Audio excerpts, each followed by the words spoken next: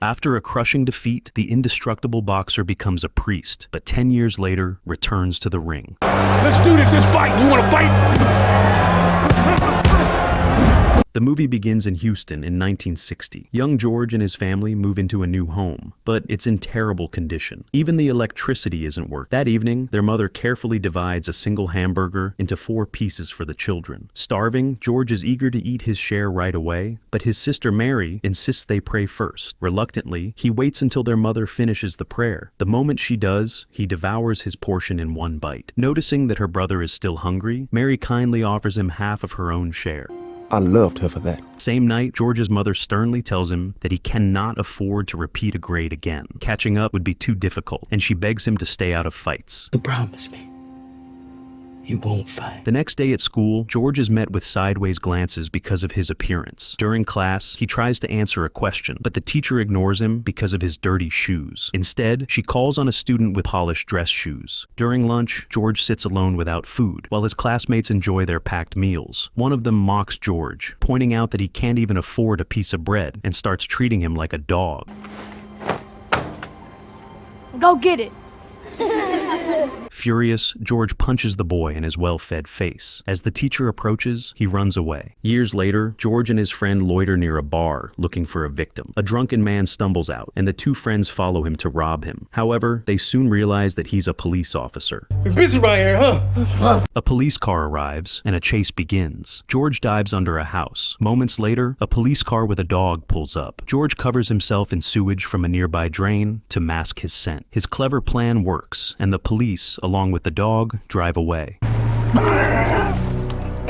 On his way home, George notices an ad for a labor camp on the television in a shop window. The ad promises free food and drinks for those who have dropped out of school. The camp will provide professional training and assist with future employment, and on top of that, they'll even pay a stipend. Excited, George shares the news with his mother, telling her he wants to join the camp. She supports his decision, assuring him that he has more potential than he realizes.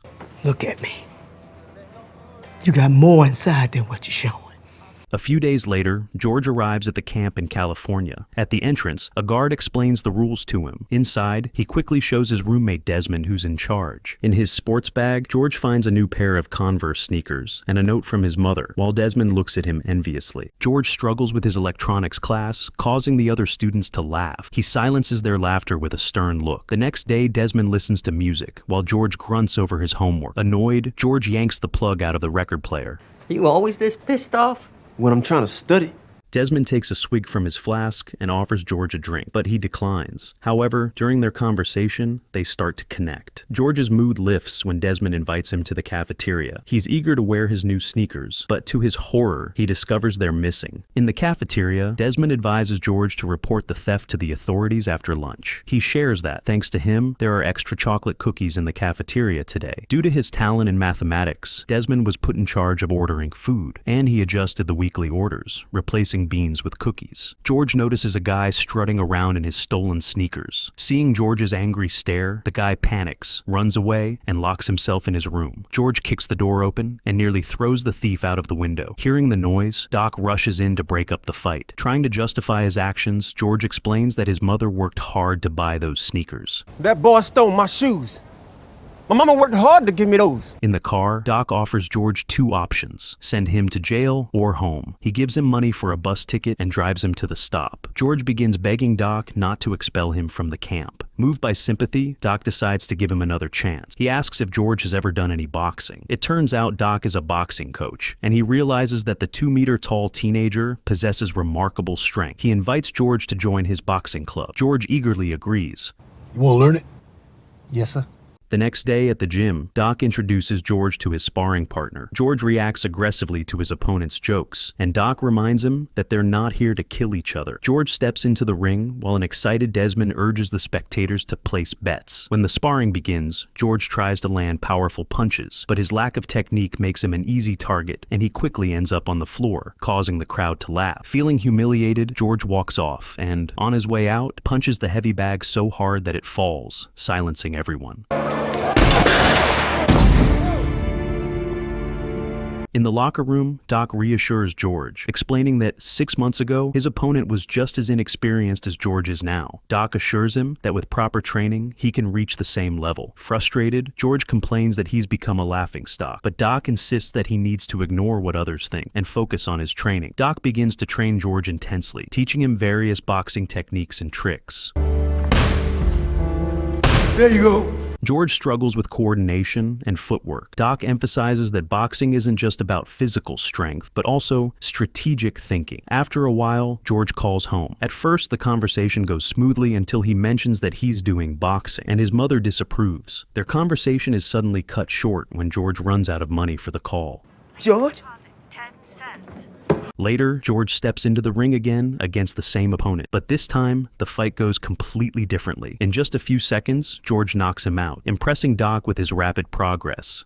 George visits Doc in his office and learns that Doc was a professional boxer who won his first 24 fights. George shows him an article about Joe Frazier from a boxing magazine and declares that he wants to become a world champion. Doc, finding his enthusiasm amusing, advises him to temper his expectations and explains how many trainings it will take before he can compete in professional matches. When George asks about the next Olympic Games, Doc tells him they'll be held next year and George won't be ready in time. So his first Olympics will be at least 5 years away. 5 years?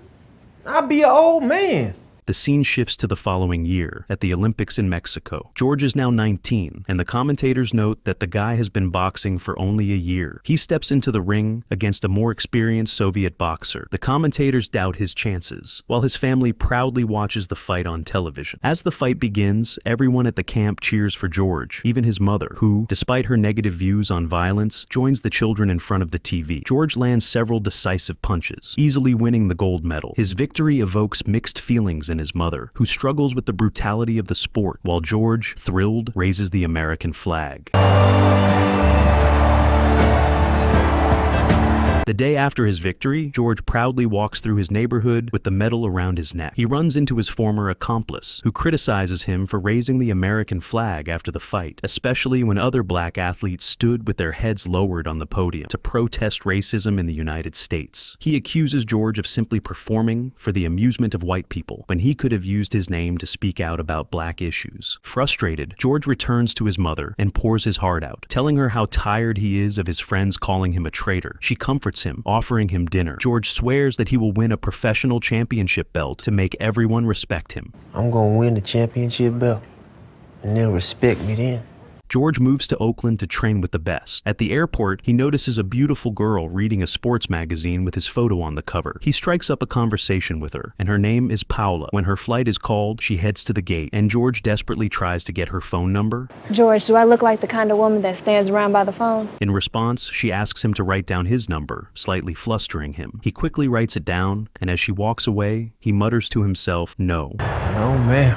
You do not. At the gym, Doc introduces George to his new team, Dick Sedler, his promoter, and Archie Moore, a former light heavyweight champion. The morning you wake up to fight for that championship, the air tastes different, the sun look different, and only 2 men on this whole earth matter, and you're one of them. George begins his journey to the heavyweight championship, winning fight after fight. Under the guidance of his coaches, he prepares to face Joe Frazier. Meanwhile, Paula calls George, and they start dating. She becomes a regular spectator at his fights, supporting her boyfriend as he builds a record of 22 wins and no losses. Eventually, George and Paula get married.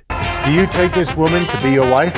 You bet I do. After his 36th victory, his trainers announce that he is now ready for the title fight. The big day arrives, Jamaica, the championship fight between George Foreman and Joe Frazier. George is considered the underdog, especially since Frazier defeated Muhammad Ali 2 years ago, and almost no one believes in Foreman's chances. In the first round, he takes a powerful left hook, but responds with strong body punches. Frazier lands another of his signature hooks, but just before the round ends, George delivers a crushing uppercut, sending Frazier to the canvas. The bell rings, giving Frazier time to recover. Unstoppable, George dominates the following rounds, knocking Frazier down multiple times until the referee stops the fight. George is declared the new heavyweight champion of the world.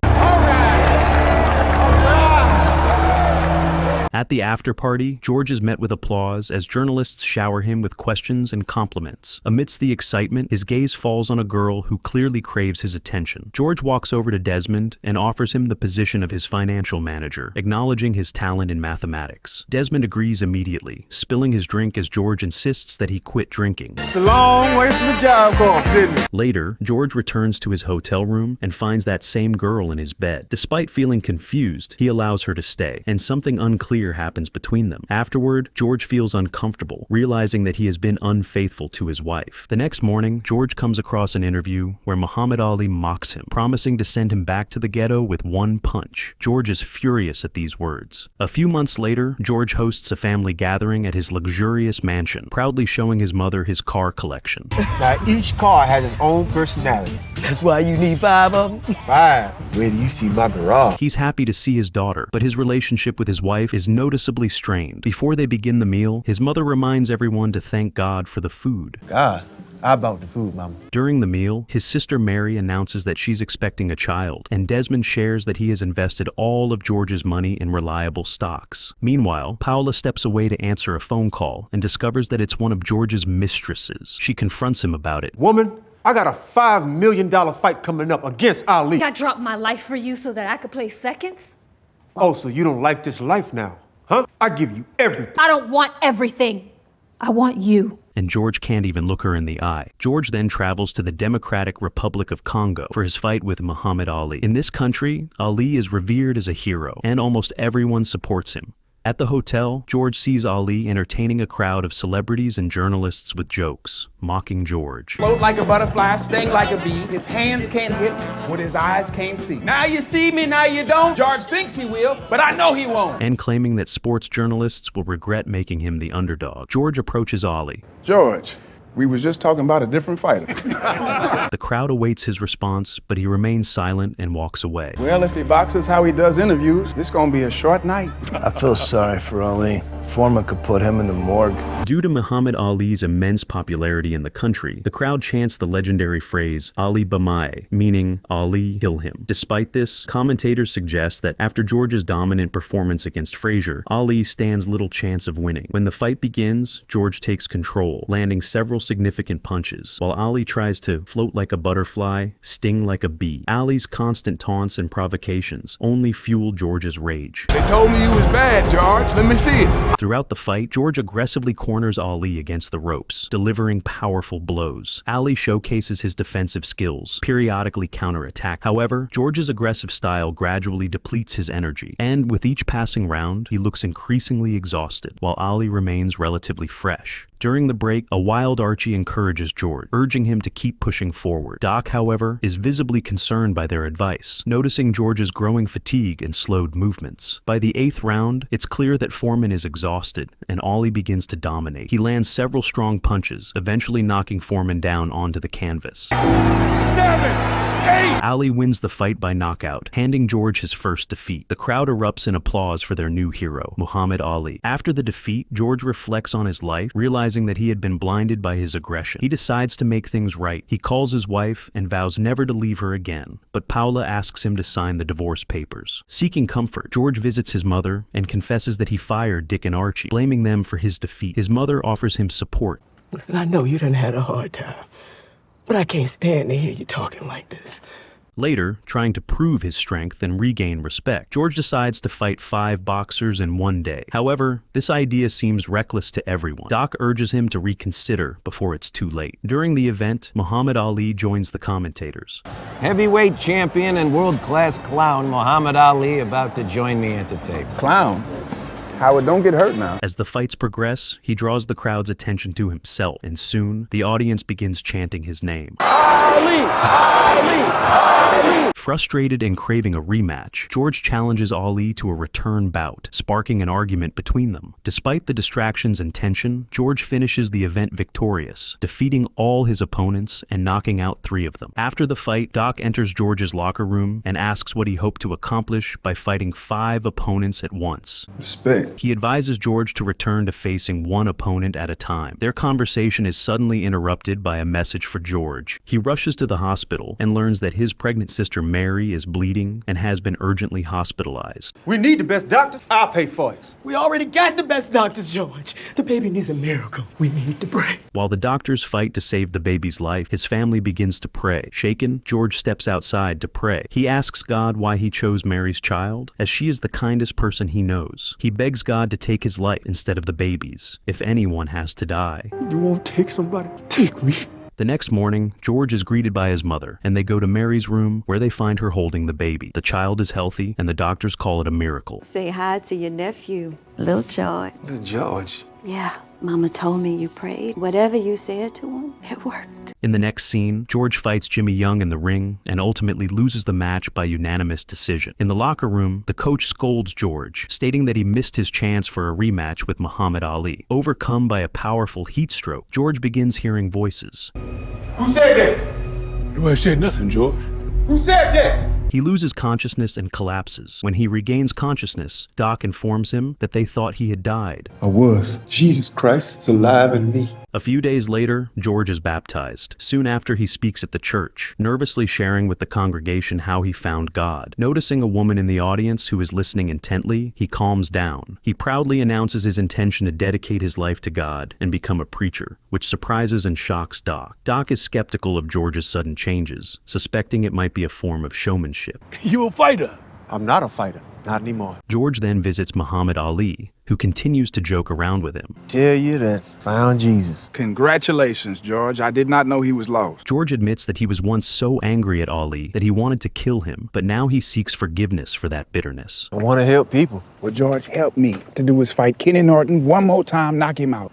Please, George, knock him out, because I sure can't. You knock him out, he won't be a top-ranked contender, then I'll give you another shot at the title, and then we'll both get paid, huh? Praise Jesus. George assures Ali that this is no joke, and after a heartfelt conversation, they reconcile and ultimately become friends. After that, George visits his ex-wife and children. He sincerely apologizes for his past behavior. During his next visit to church, George approaches the girl he noticed earlier and strikes up a conversation. She struggles to believe that someone like him, a former boxer, could truly become a preacher. In response, George takes the microphone and steps outside to preach, encouraging passersby to follow God. Despite some mocking from the crowd, he remains calm. The Lord changed my life. Was it the Lord who changed you? It was Jimmy Young. I seen him beat the hell out of you. The girl watches him from a distance, impressed by his sincerity. Later, over lunch, she apologizes for her doubts, explaining that his reputation made her skeptical about his intentions. Now, seeing his true purpose, she introduces herself as Mary, and they begin to feel a mutual connection. George drives her to an old, abandoned church, sharing his dream of buying the building and establishing his own congregation. 7 years later, George's dream has come true. He is now preaching in his church. His wife, Mary, and their children support him. After the service, a woman approaches him with her grandson, asking George to train the boy, who has gotten involved with the wrong crowd. Well, I'd sign up to train with Ali, but not the guy who lost to him. George declines, suggesting instead that the boy seek guidance in the Bible. A week later, while playing with his children at home, George sees a news report about the boy being arrested for a robbery. He deeply regrets not agreeing to train him. George finds an old building that's perfect for a gym and asks his financial manager to purchase it. We see that Desmond is still struggling with his alcohol addiction. They renovate the building, and just a few months later, students are training in the gym. George hires several trainers and even dedicates part of the gym to a Muhammad Ali training center. However, a year after opening, during a training session, the electricity suddenly cuts off. The management company informs George that they haven't received payment. On top of that, Desmond hasn't shown up to work. Panicked, George goes to the bank and learns that Desmond invested all his money in high-risk stocks, which have now devalued, leaving his investment account with only $2,000. The bank threatens to seize his assets, including his mother's house. In a fit of rage, George raises the entire town to find Desmond. Despite his anger, George's mother pleads with him to forgive Desmond. Eventually, George tracks Desmond down in a bar. The accountant tries to run, but George catches up to him, nearly killing him in his fury. Realizing what he's about to do, George comes to his senses and forgives Desmond. To save his financial situation, George agrees to star in a sauce commercial and begins selling merchandise. Despite all his efforts, his wife Mary informs him that they are still far from solving their financial problems. Short. Well, how short? Not even close. When the bank starts seizing his assets, George falls into a depression. He finds his old boxing gear, trying to reconnect with his past. He admits to Mary that he asked a friend to read the upcoming sermon for him, feeling that he can't tell people how to live when he has lost everything. He wants to return to the ring, but Mary is against it, fearing that his anger might return along with his old profession. There's only two things I know how to do. That's box and preach. And preaching won't pay the bills. George turns to Doc, asking him to train him again. Initially, Doc is opposed, reminding George how much it hurt him when George left. He mentions how Joe Louis tried to make a comeback and how Marciano nearly killed him. Joe Louis tried to start at the top, but we'll start at the bottom. They'll call us a circus act. But not if we keep winning. However, George convinces him, repeating a phrase that his own trainers once told him. The morning that we wake up to fight for that heavyweight championship belt, oh man, the air's gonna taste different. The sun, that's gonna look different. And only two men on this whole earth is gonna matter. And we'll be the both of them. Hearing this, Doc's eyes light up. He says that first George needs to lose weight, and then they can begin training. Motivated, George struggles to fit into his old training gear. I think my gym clothes shrunk. He starts working out with his son. Hey, George, take it easy, man. You're gonna have a heart attack. The training is tough, but Mary unexpectedly supports him, helping him stick to his diet. After several months of hard work, George successfully reaches his target weight and returns to Doc, ready for full-fledged training. During a sparring session, George lacks speed and stamina, struggling to keep up with his opponent. Doc says they'll work on new techniques to improve his performance. In the middle of the night, Mary wakes up from a prophetic dream. In the morning, she tells George that the Lord spoke to her in the dream and showed a vision where George wins the heavyweight championship again. He's gonna lift you up in the middle of that ring, so you'll lift him up in front of millions of people. Before his fight, in the locker room, Doc advises George to awaken his old anger, but George insists on approaching the fight with a clear and calm mind. George steps into the ring against Steve Zowski. He admits to Doc that he is afraid to take off his robe in front of all these people. Last time they saw me, I looked like Superman. So now you look like the Michelin Man. This ain't no beauty contest. The spectators immediately notice that George has gained some weight, but the men actually appreciate that he now feels more relatable to the common people. When the fight begins, George acts too calmly, even holding back his anger when Steve hits him after the bell. In the second round, George starts to dominate,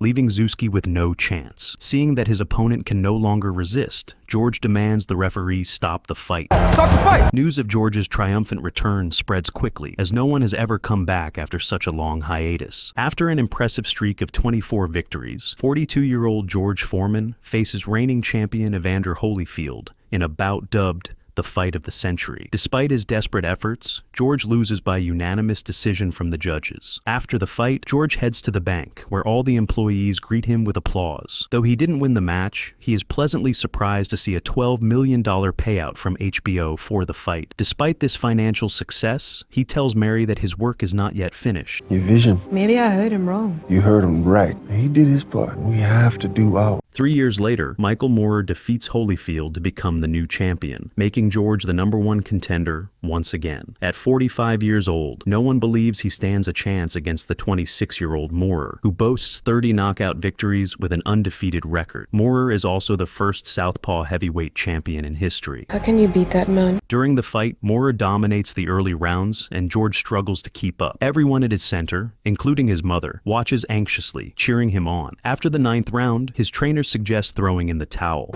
9 rounds against the best in the world. There's no shame, son.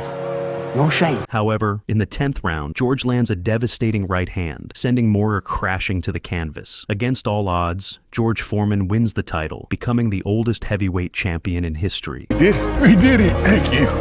Thank you. The scene then highlights how, at 45 years old, George reclaimed the heavyweight championship 20 years after losing it. He and Muhammad Ali became close friends, speaking on the phone almost daily until Ali's passing. In 1998, Charles Doc Broadus was inducted into the International Boxing Hall of Fame. Today, George continues to preach at his church and run a youth center in Houston.